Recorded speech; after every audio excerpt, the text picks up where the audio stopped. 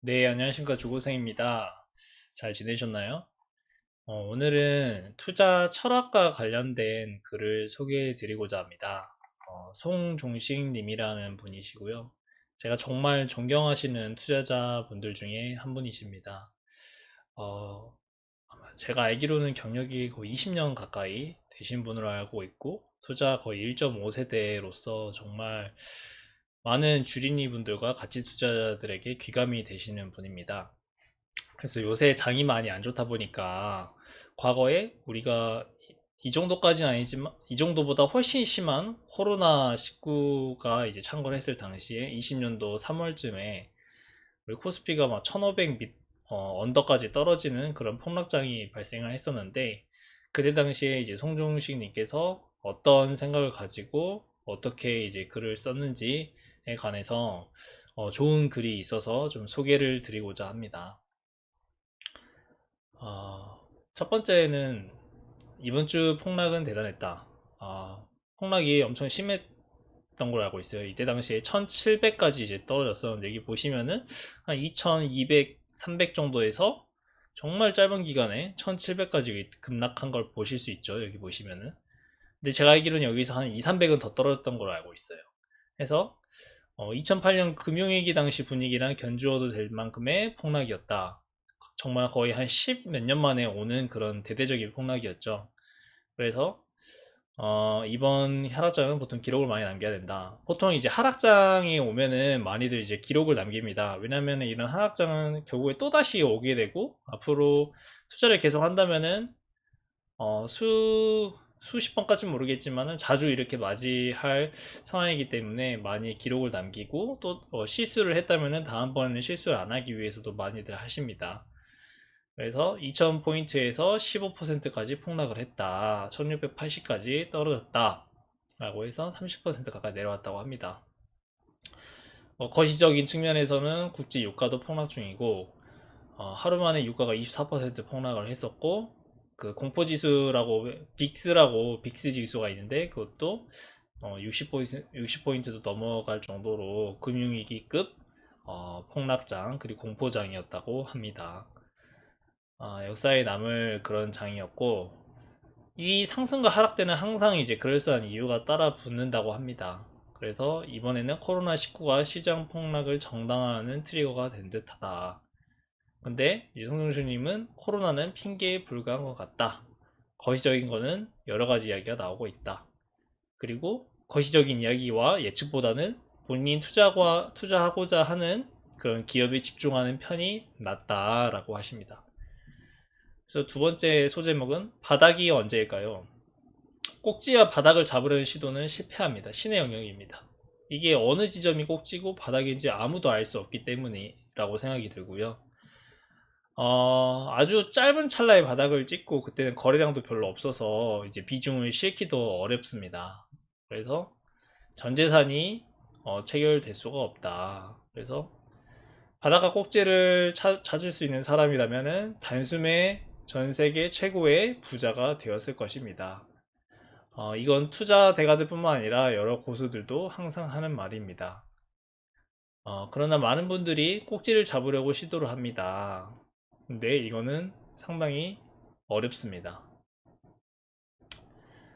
자기 주식이 사자마자 올라야 될 이유도 없고 세상에 그런 투자도 없습니다. 그래서 바닥이 어딘지는 아무도 모릅니다. 알지 못한 영역이라고 미리 인정을 하고 투자를 임하는 게 맞는 것 같습니다.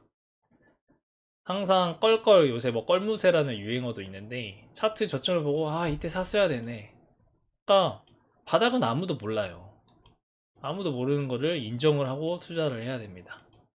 그래서 저점과 고점은 하면서 우리는 모르는 사이에 형성이 된다고 합니다. 다음 소주명은 그래서 지금 주식 좀 사도 되나요? 라고 주위 사람들한테 물어보는 것 자체가 문제가 좀 있다고 합니다. 본인들이 평소에 기업 발굴, 기업 분석, 포트폴리오 구성, 뭐 비중 조절 등 이런 것들을 스스로 판단을 할 수 있는 능력이 있다면은 이런 걸 남한테 물어볼 필요가 없고 본인이 밸류에이션을 잘하고 그 비즈니스 모델이랑 앞으로의 성장성 측면에서 싸다라고 생각하면은 분할 매수를 하면 되는 거고, 이거를 남들한테 물어보면 아직 투자를 할 실력이 아니지 않나라고 생각을 하십니다. 그래서 주식을 사고 팔 타이밍은 아무도 모르고요. 자기가 생각했던 것보다 훨씬 싼 가격이 왔다면은 기계적으로 분할 매수하는 게 맞는 것 같습니다. 제 주위에 유명한 이제 투자자분들도 일정 가격이라든지 그런 부분이 왔으면 기계적으로 매수를 하시더라고요. 근데 그러려면은 일정의 현금을 가지고 있는 습관을 들여야 될 필요가 있다고는 생각합니다. 그래서 여기 현금 비중은 몇 퍼센트 해야 돼요? 라고 했는데, 아주 폭락장일 때는 어떤 분은 현금이 100%고 어떤 분은 현금이 하나도 없고 주식 100%고 이럴 수가 있는데, 이건 투자 스타일에 따라서 이건 다르다고 생각이 듭니다. 그래서 여기 처한 상향 각양각색이라고 나오죠. 그리고 투자 성향과 전략도 다 다릅니다. 누구는 트레이딩, 사고 파는 거를 굉장히 짧은 시계열을 가지고 매매를 하시는 분도 있고, 누군가는 이제 자기가 생각하고 있는 그 가치 투자 철학을 가지고 이제 말을 하고 있습니다. 그래서 누구는 일주일 뒤에, 누구는 10년 뒤, 5년 뒤, 1년 뒤 이렇게 시계열이 다 다르기 때문에 주장하는 내용도 달라질 수밖에 없다고 합니다. 그래서 가장 중요한 거는 시장 참여자 모두는 자신의 신념대로 인내하고 기다리는 것, 이게 정말 중요하다고 생각이 듭니다. 미래는 아무도 알 수 없습니다. 그래서 신의 영역에 있어서 맞추는 게 아니라 우연히 맞아떨어진 것이다. 그래서 이제 대가들이 운이 좋았다, 이런 메시지에서 나온 거지 않나. 우리 기가 분할매수 하다 보니까 어쩌다 보니 저점이었다 하더라. 뭐 이런 케이스도 운이 좋았다고 할 수 있고요. 자꾸 이제 샀다 팔았다 하게 되면은 변동성이 커지고 계좌도 녹아내릴 수도 있으니까 좀 자제를 해야 되고, 이제 투자를 할 때 이제 자기 말만 맞고 남의 말은 싸잡아서 이제 헐뜯는 태도는 정말 이제 지양을 해야 된다고 생각이 듭니다. 그래서 몇몇 가치 투자자분들께 아쉬운 점이 있다고 합니다. 거시적인 부분은 아예 무시할 필요는 없으나 너무 거시적인 거에 집중하는 경향이 높아지는 것을 자주 목격이 된다고 합니다. 시한글을 지금도 못 쓰고 있다고는 하는데, 뭐 개똥처럼 뭐 의미가 없다고 이제 말씀을 하시는 것 같고요. 그래서 기업 분석이나 포트폴리오 점검은 내팽개치고 시장 오르락 내리락 하는 그런 시장만 이제 쳐다보는 거는 훌륭한 가치 투자자의 태도와 거리가 있지 않나 생각이 든다고 합니다. 정말 가치 투자자라면은 이 단기 오르락 내리락 하는 것보다 본인이 생각했던 그 가치보다 훨씬 싼 상태에서 기계적 분할 매수를 했고, 설사 현금이 하나도 없다고 하더라도 흔들리지 않고 꿋꿋이 인내하고 기다리는 게 중요하지 않나, 저도 극히 공감하는 바입니다. 그래서 뭐 대통령이 누가 이길지, 전염병이 위험한지 안 한지, 유럽 경제가 어쩌고 저쩌고 하는 이런 거시적인 게 너무 여기에 매몰되면 시간이 아깝다고 합니다. 찌라시라든지 뭐 확증 편향을 뭘 키우는 것도 아깝지만 매우 위험한 행동 중 하나라고 말씀하십니다. 그래서 가장 중요한 메시지는 여기서 우리는 휩쓸리지 말고 평정심을 유지하고 기업에 집중하자. 이거는 저도 정말 공감이 되고 항상 이제 실천을 하려고 합니다.